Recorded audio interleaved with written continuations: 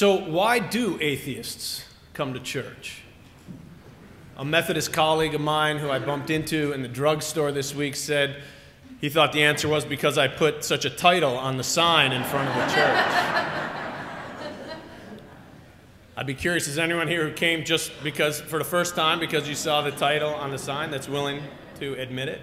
All right, maybe not. Maybe he's wrong. I'll follow up with him later in the week. Another person said that atheists who are single come to church to find a mate or a date, which is probably better than finding someone at a bar. We hope it's better than finding someone at a bar. Let me help out those folks. Who's here looking for a mate?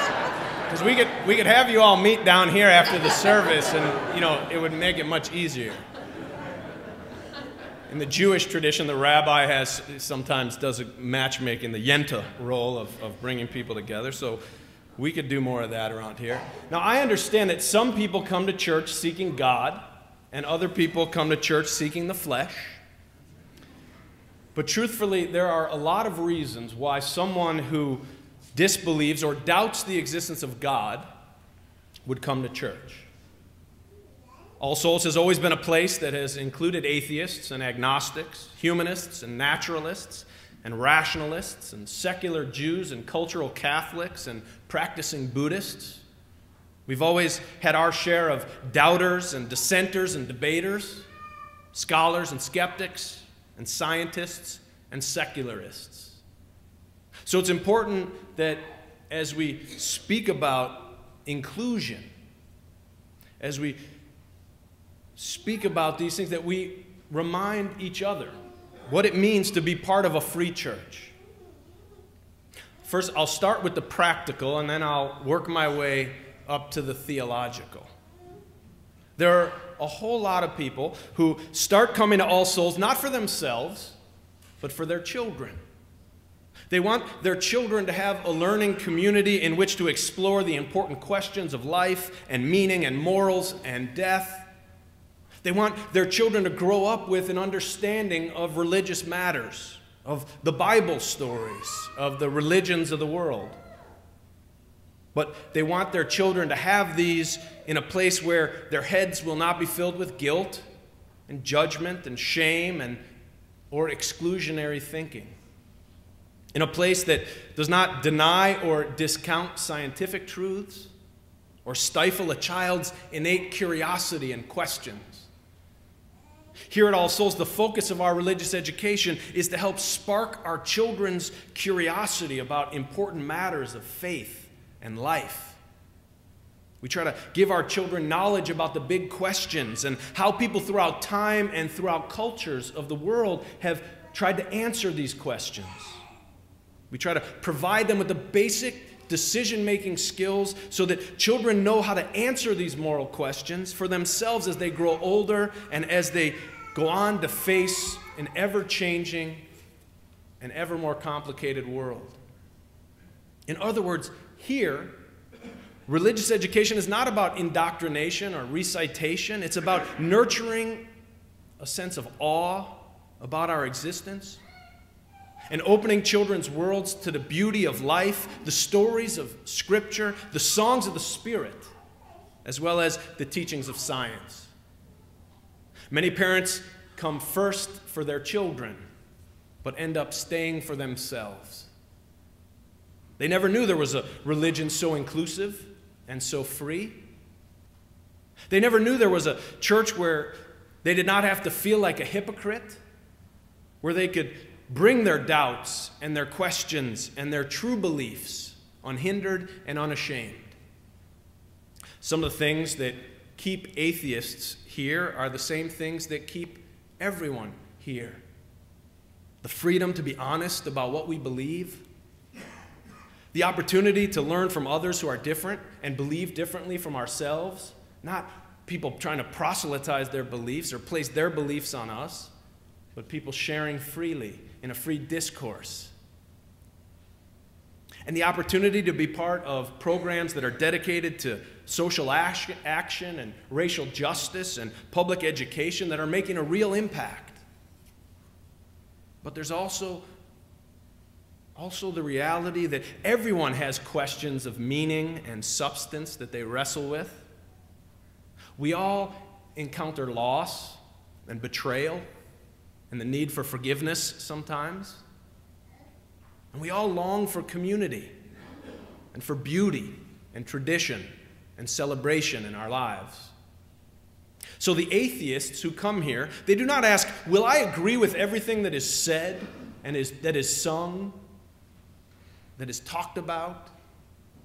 Because they know that they won't necessarily.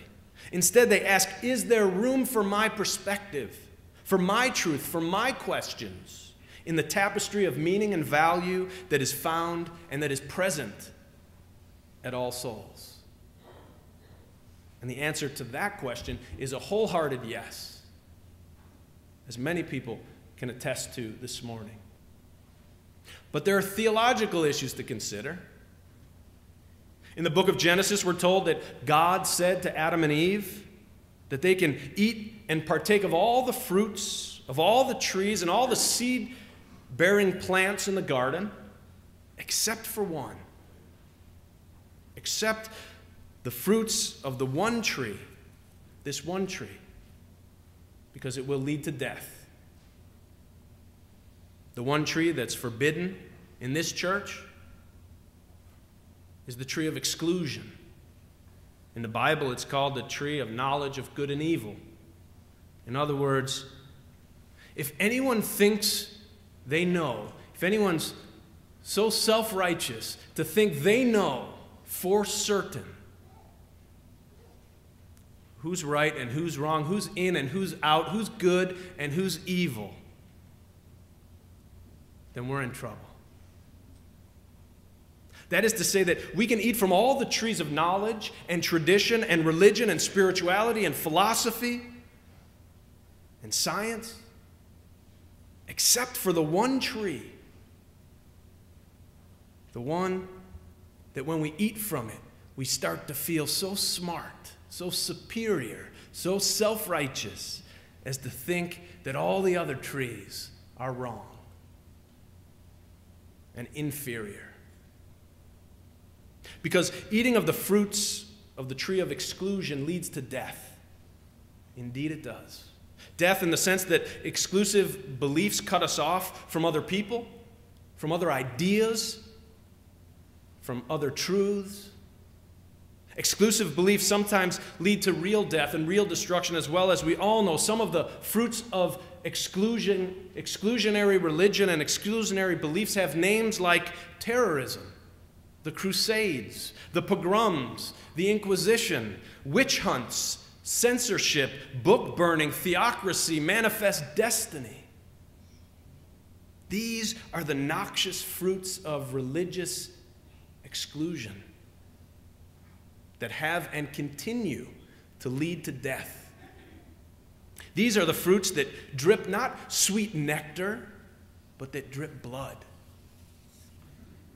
Sometimes exclusive truth claims cut people off from their own families, from old friends who claim that maybe we're going to hell.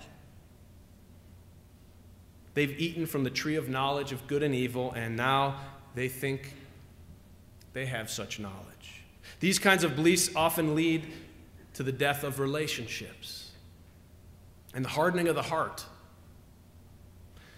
But here's the catch for atheists who think that they're above all of this.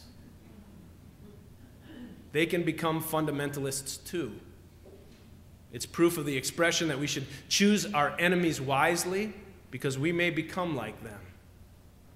Many atheists who abhor fundamentalism have come to look like the mirror image of the hard-hearted and short-sighted fundamentalists whom they reject. That's how I feel about it.